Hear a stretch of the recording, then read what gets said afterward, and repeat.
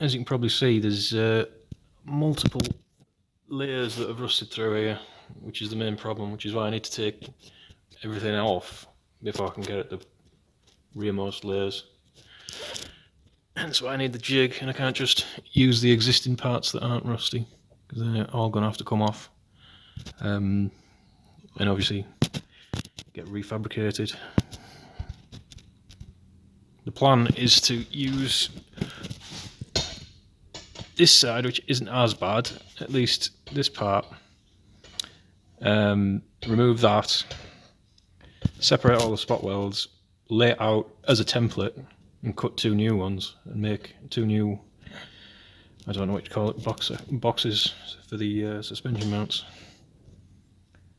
The rear, the parts behind are a lot more straightforward. They can be fabricated fairly easily, but again, it's the access that's the problem, hence why a jig is necessary, and why I couldn't grind or cut anything until it was made, and accurately made. And because now I'm going to have to cut lots of the car away and then rebuild it all. I reckon there's a couple of weeks work in that at least. Well, this is the AZ1 after the first round of cleanup, and yeah, you get to see the real extent of it now. I've had to remove the uprights because I didn't even realise these bits were rotten. I did suspect it though, so that's why I went digging. But yeah, you can see rather a lot of daylight through that floor.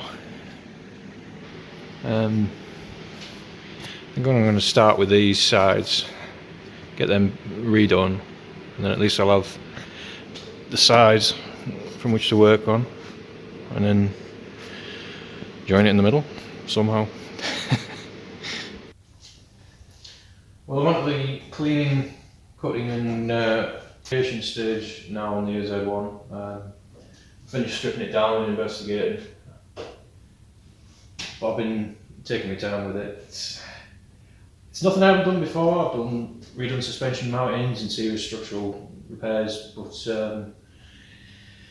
it's always a bit daunting. You've got to be careful, and you've got to measure like once, twice, 15 times, and just cut the ones, because you only get one shot at it. Yeah, it's not exactly a cheap car. It's a valuable car, so it needs to be perfect. Yeah, I think I know what I'm doing with it.